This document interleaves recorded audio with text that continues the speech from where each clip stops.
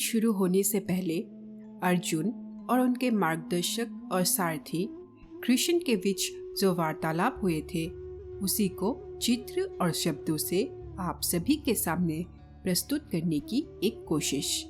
अर्जुन कहते हैं, हे केशव, जैसे कि तुम कह रहे हो ज्ञान योग कर्म योग से श्रेष्ठ है, फिर तुम मुझे कर्म करने और युद्ध करने की उपदेश क्यों दे रहे हो? मुझे संहार करने की प्रेरणा क्यों दे रहे हो? कृष्ण कहते हैं, पार्थ, मैंने ये तो नहीं कहा कि ज्ञान योग कर्म योग से श्रेष्ठ है। मेरे कहने का अर्थ ये नहीं था। तुम्हें धोखा हुआ है।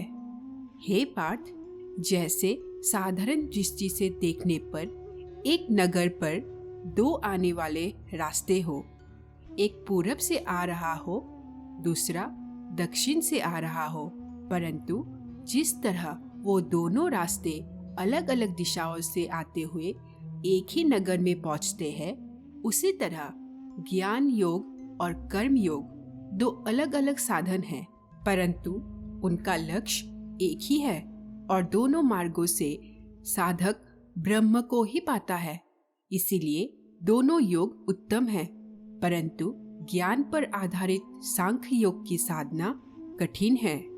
इसके मुकाबले कर्म योग की साधना आसान है। हे अर्जुन, मैंने पूर्व काल में ही इस लोक में रहने वालों के लिए दो प्रकार की निष्ठा कही थी। ज्ञानियों के लिए अथवा सन्यासियों के लिए ज्ञान योग की और योगियों अर्थात कर्म योगियों के लिए कर्म योग की। ये दोनों रास्ते प्राणियों को भगवान तक ले जाते हैं। माता पार्वती कहती है, हे महादेव, प्रभु ये बता रहे हैं कि संन्यास योग हो या कर्म योग हो, दोनों ही परिस्थितियों में प्राणी कर्म से छूट नहीं सकता। फिर कोई योगी निष्कर्मता की अवस्था को कैसे पा सकता है? महादेव कहते हैं, देवी, जब प्राणी अपनी समस्त कर्मों को निष्काम भाव के द्वारा मुझ ईश्वर को समर्पित कर देता है, तो ऐसे कर्मों से कोई फल उत्पन्न नहीं होता। इस प्रकार वो प्राणी अपने सारे कर्म ईश्वर को समर्पित करके ईश्वर में लीन होकर स्वयं निष्काम हो जाता है। इस ब्रह्मलीन अवस्था का नाम निष्कर्मता है। कृष्ण कहते हैं, हे अर्जुन, कर्मों के स्वरूप से त्याग हो ही नहीं सकता, क्योंकि कोई भी प्राणी क्षण मात्र के लिए भी बिना कर्म किए नहीं रह सकता। सभी लोग प्रकृति से उत्पन्न हुए गुणों द्वारा प्रति क्षण कर्म करने पर मजबूर है।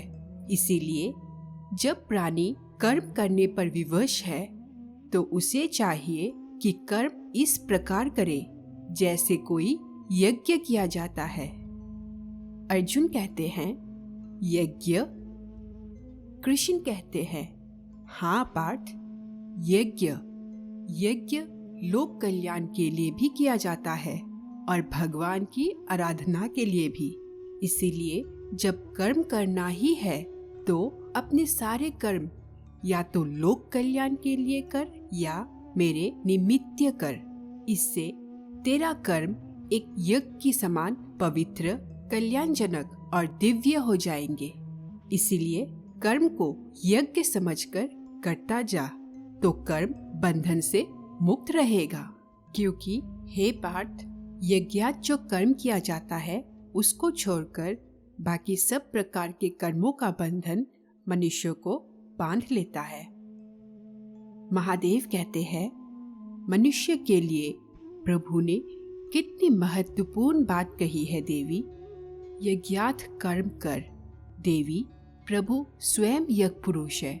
इसका अर्थ यही है कि मनुष्य जब परमात्मा को अपना तन, मन, धन, जीवन, सर्वस्व समर्पित कर देता है और प्रत्येक प्राणी मात्र में वो परमात्मा के दर्शन करके लोक कल्याणकारी कर्म करता है, तब वो यज्ञ करता है। कृष्ण कहते हैं, हे अर्जुन, शास्त्र में कई प्रकार के यज्ञ की वर्णन है जिनके द्वारा प्राणी देवताओं की आराधना करके उनको प्रसन्न करते हैं। हे अर्जुन, समस्त देवता मेरे ही स्वरूप है, इसीलिए इन यज्ञ के द्वारा प्राणी मेरे ही आराधना करते हैं। अर्जुन कहते हैं, हे मधुसूदन, तुम्हारे कहने का अर्थ है कि यज्ञ कई प्रकार के होते हैं। कृपया करके मुझे उन सब का विवरण बताओ। कृष्ण कहते हैं, पार्थ, पहले ये समझ लो कि यज्ञ क्या है।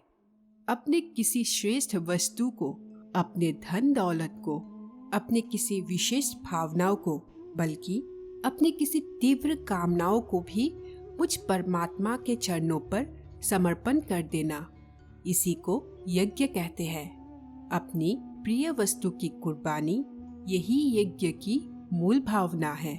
इसीलिए शास्त्र कहते हैं कि यज्ञ में आहुतियां देने के पश्चात जो अन्न बच जाता है, उसे खाने वाला मनुष्य सब पापों से मुक्त हो जाता है। और जो लोग केवल अपना ही पेट भरने की भावना से अन्न पकाते हैं, वो तो पाप का ही भोजन करते हैं। अर्जुन कहते हैं, हे केशव, यज्ञ के बारे में आम धारणा तो यही है कि अग्नि जलाकर अग्नि कुंड में आहुतियां देने का नाम यज्ञ है। परंतु हे माधव, तुम तो कहते हो कि जन कल्याण का कोई भी काम यज्ञ है। अपने किसी प्रिय वस्तु की बलिदान अथवा त्याग भी यज्ञ है। इसका अर्थ क्या है? कृष्ण कहते हैं, हे अर्जुन, ये ठीक है कि प्राणी अपनी अपनी निष्ठा के द्वारा ही अलग अलग प्रकार से अलग अलग देवताओं की पूजा करने के लिए हवन आदि करते हैं, उसे भी यज्ञ कहते हैं। और कुछ लोग परम दानी होते हैं, वो धन आदि का दान करते हैं, वो भी यज्ञ है, उसे द्रव्य यज्ञ कहते हैं। कई लोग निस्वार्थ भाव से विद्या दान करते हैं, उसे ज्ञान यज्ञ कहा जाता है। इसके अतिरिक्त अष्टांग योग साधन की कुछ योगिक क्रियाएं भी ऐसी है जिनके द्वारा कई योगी पुरुष आध्यात्मिक सिद्धियों के लिए प्राणायाम की क्रिया पर आधारित प्राण यज्ञ करते हैं। माता पार्वती कहती है, भगवान श्री कृष्ण अष्टांग योग और तंत्र की बात भी कर रहे हैं, उसकी व्याख्या क्या है? महादेव कहते हैं, देवी, अष्टांग योग एक प्रकार की दिव्य चिकित्सा है जिससे मानव की समस्त रोगों का नाश हो जाता है।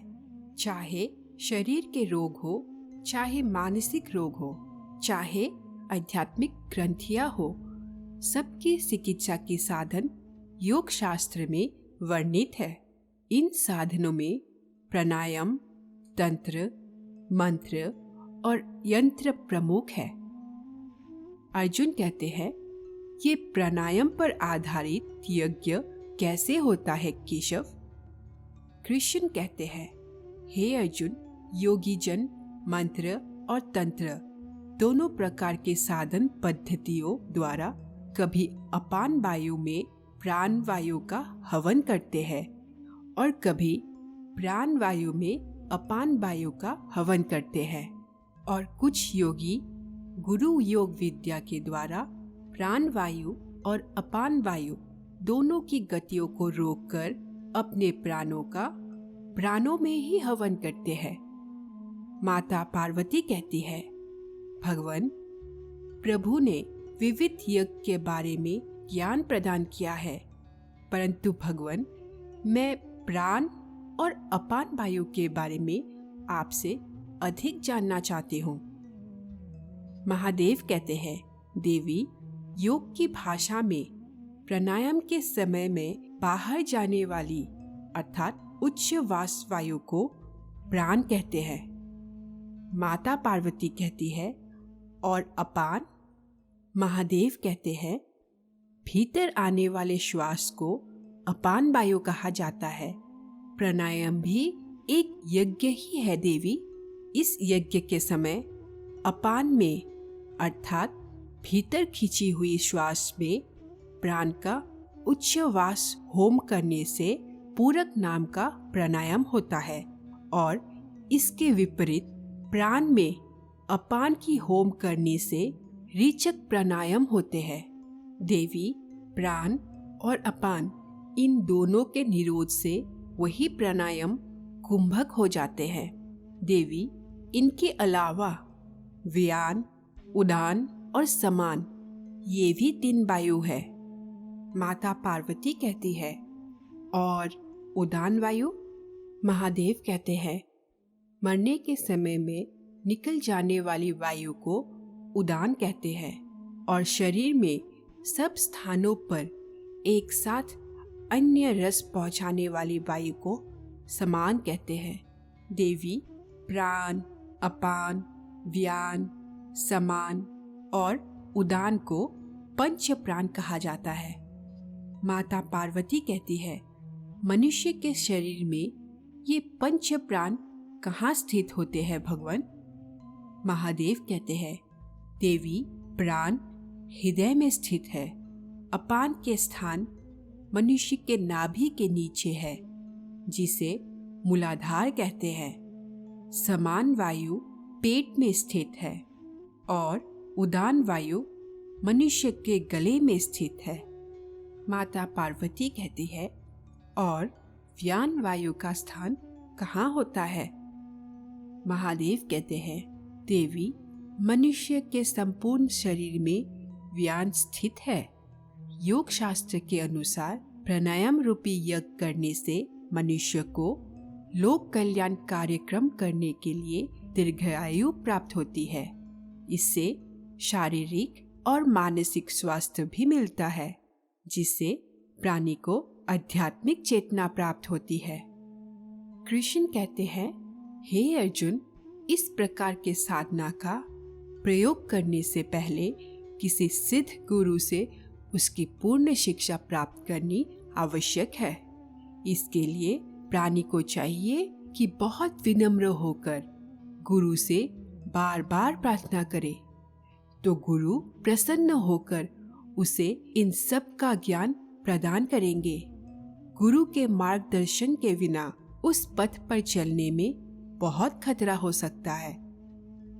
अर्जुन कहते हैं हे मधुसूदन, तुमने अति उत्तम यज्ञ का वर्णन किया है, परंतु इनमें से कुछ यज्ञ ऐसे हैं जो सारे मनुष्य नहीं कर सकते, जैसे द्रव्य यज्ञ कोई निर्धन व्यक्ति नहीं कर सकता।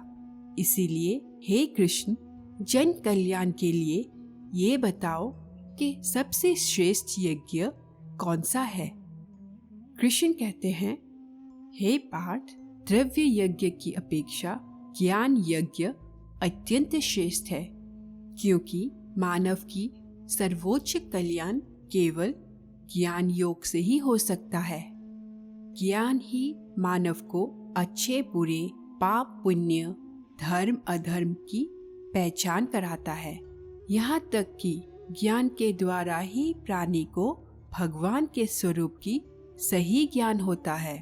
हे पार्थ, ज्ञान ही वो अग्नि है जिसमें मानव के सारे दोष, दम, अहंकार आदि भस्म हो जाते हैं। यहाँ तक कि भक्ति का मूल भी ज्ञान ही है। अर्जुन कहते हैं क्या कहा? भक्ति का उद्गम भी ज्ञान से ही होता है? कृष्ण कहते हैं हाँ अर्जुन, ज्ञान के पर्वत की चोटी पर पहुंचकर ही मनुष्य को ये ज्ञान प्राप्त होता है कि ज्ञान पर्वत की चोटी से बहुत ऊपर वो निर्मल आकाश है जहाँ भक्ति का राज्य है।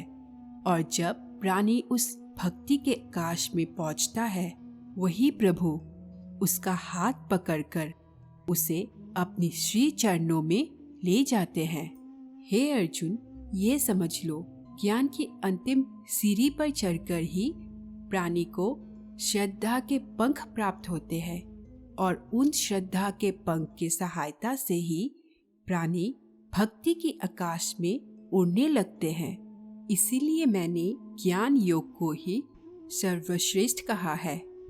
हे पार्थ, ज्ञान के द्वारा ही तो इस सारे सृष्टि को पहले अपने अंदर ही देखेगा और फिर वो सब कुछ तुम्हें मुझ परमात्मा के अंदर ही समाया हुआ दिखेगा।